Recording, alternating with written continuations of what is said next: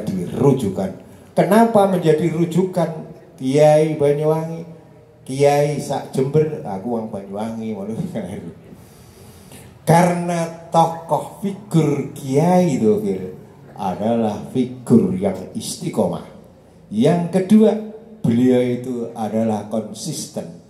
Yang ketiga, beliau punya tanggung jawab yang luar biasa dalam perjuangannya, baik berjuang dalam Nahdlatul Ulama maupun berjuang untuk menegakkan dan menjaga NKRI.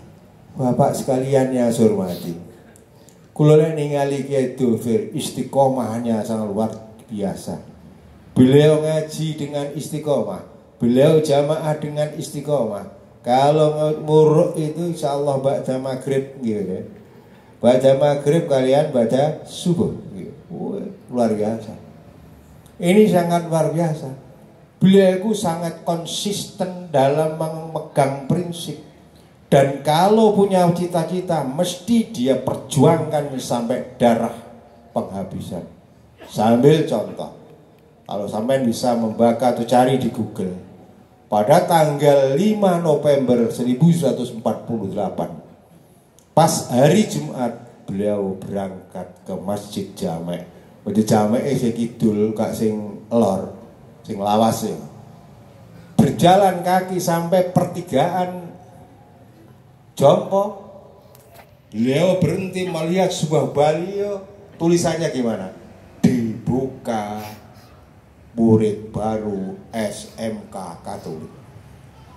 Langsung dia kayak sing gobyos, alisnya mengkeret, akhirnya berpikir saya harus mendirikan SMA. Itulah yaitu. Perlahan-lahan beliau sampai ke Masjid Jamek, mengambil papan tulis dan mengambil kapur tulis, langsung ditulisi dibuka pendaftaran murid baru SMI Islam di Pondok Talangsari. Kan hebat Pak. Padahal ndak musyawarah. Memang beliau nate dawuh ya apa? Pokoknya kalau saya punya ide, punya gagasan, itu baik menurut syariat Islam dan pikiran saya sampai kapanpun saya berjalan.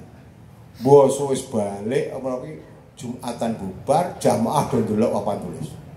Ya Allah, Kiai Dofir kundur Pak. Diikuti oleh jamaah. Untuk apa? Untuk mendaftarkan putra putrinya. Teko omah langsung beliau belum tidak siap buku tulis, kalender diwalik. Sing daftar sapa iki? Tulis nang. Ya Allah, luar biasa.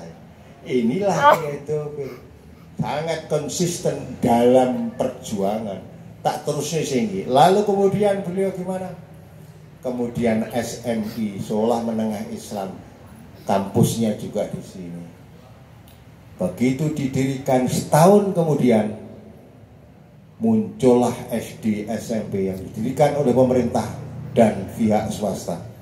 Baik di Jember, Lumajang, Banyuwangi, di Bondowoso. Beliau langsung berpikir, boleh iki didekne sekolah dasar iki kabeh bermunculan.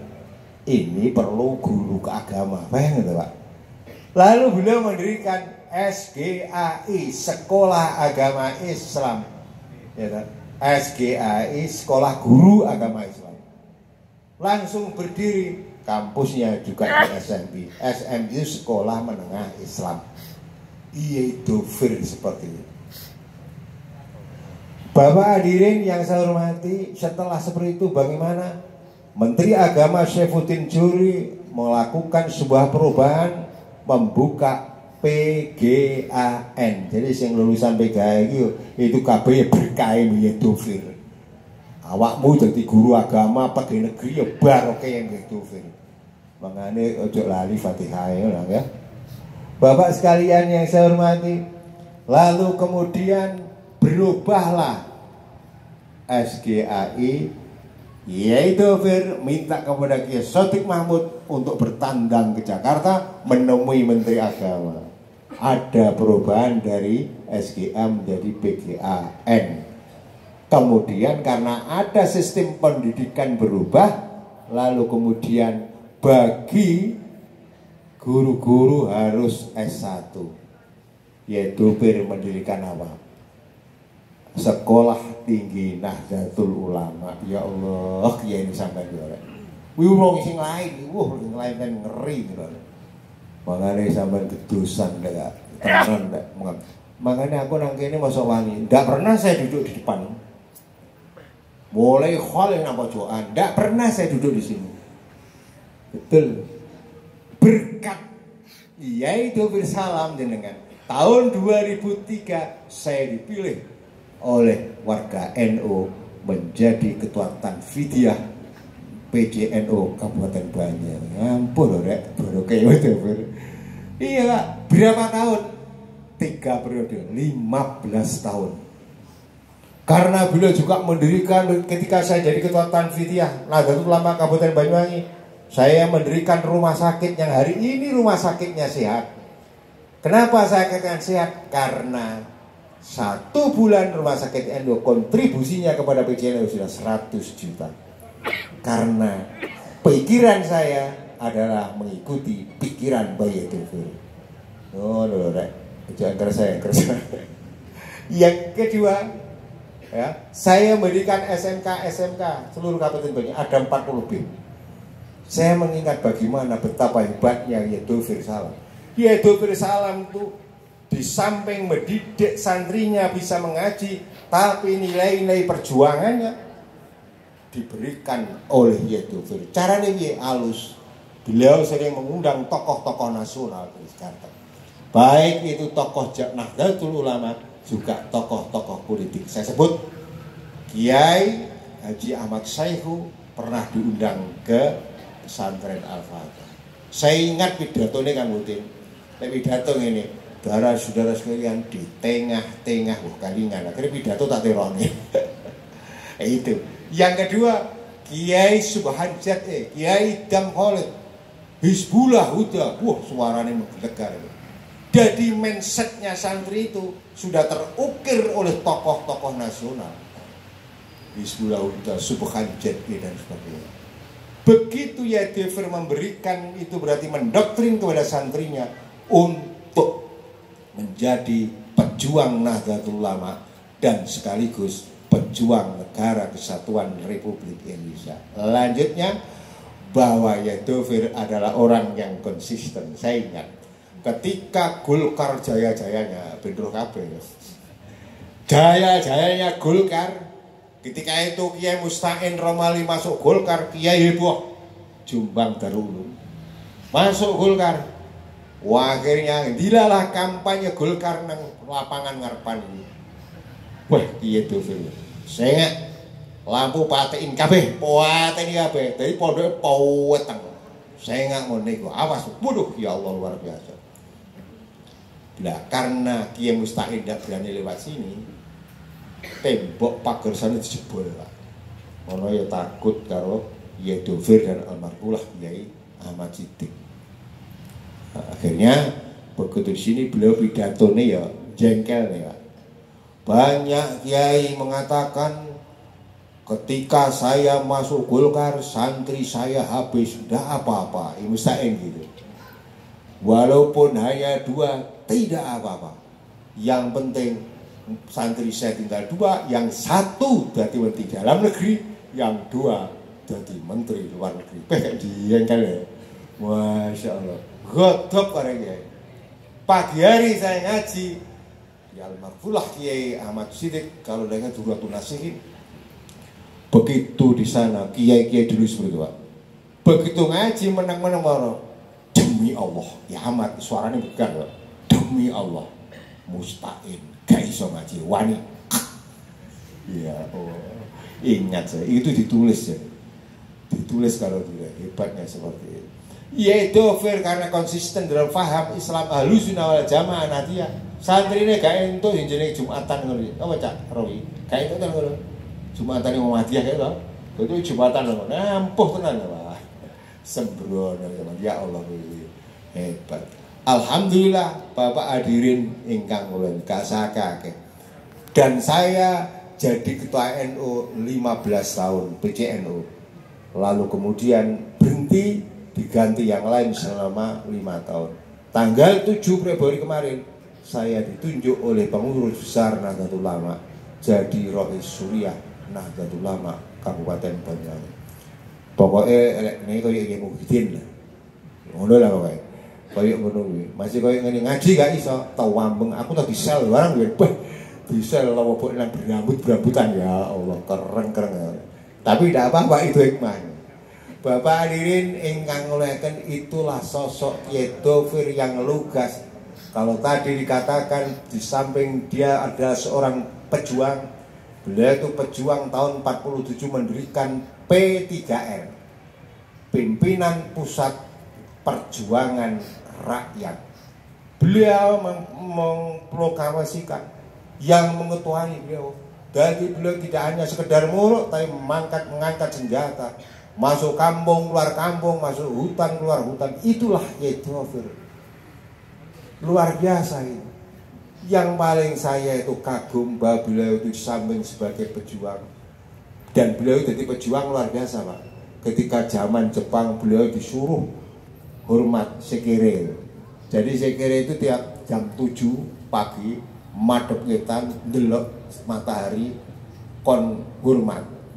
Iku jadinya hormat kaisar karena kaisar Jepang adalah titisan dewa.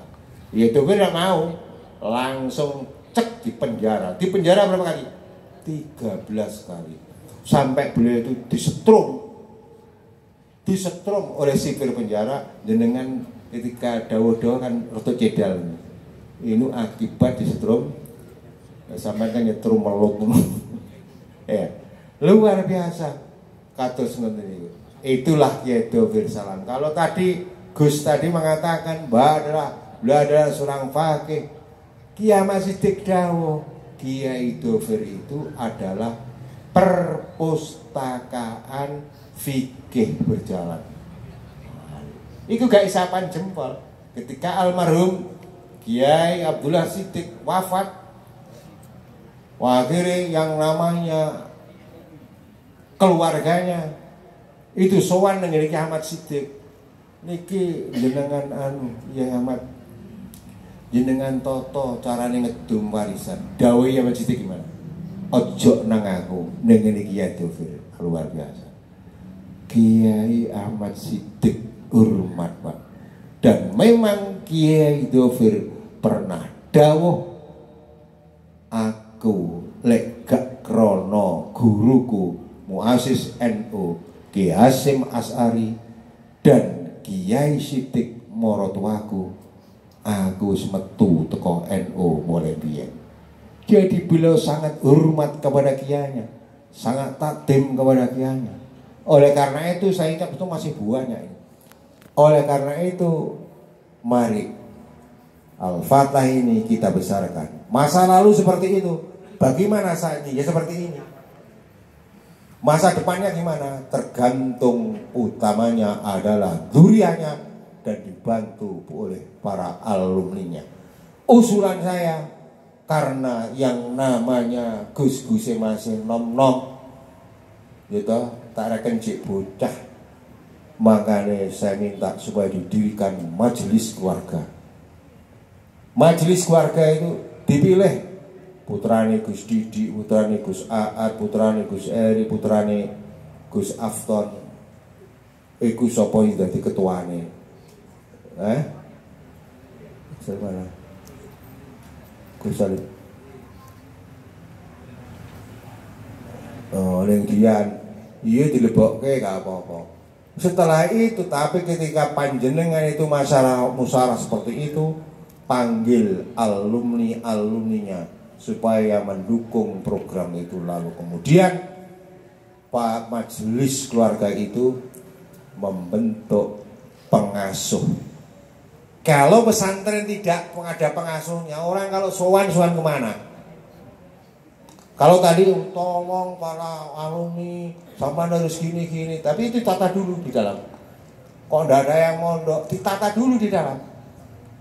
Alumni mau mondokkan anaknya di pesantren Al-Fatah, kalau sini belum ditata, baik pengajiannya dan seterusnya, mana mungkin bisa masuk ke sini. Makanya ditakon sik, masih elek-elek yang ini untuk baru Kiai Dovir akhirnya di pondokku ya santrine meh 300. Ya luar biasa ya ya. Ngono tanganku ya diambungi kalau wong sampean. Cak Putin kaget ngono Pak. Kowe kiai giak ngono. Ya Allah Gusti. Jadi seperti itu.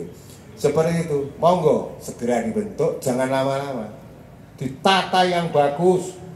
Tanggalkan egonya masing-masing. Ojo paling ojo tanggalkan egonya masing-masing. Biasa iku maneh, biasa iku kelemahane keluarga kiai itu ora rukun, makanya kudu rukun. Baru kali ini saya bisa ngomong seperti ini. Kalau dulu ndak wani sama sekali. Ya kalau guyu ya tak? Gak wani. Kabeh keronjot. Anu, tau sah, wudur rawani aku. Hari ini harus kita bangun kembali. Masa depan kita bagaimana? Al-Fatah ke depan. Saya yakin dengan karomai dan karismatiknya Kiai Dovir, insya Allah Al-Fatah akan bangkit kembali.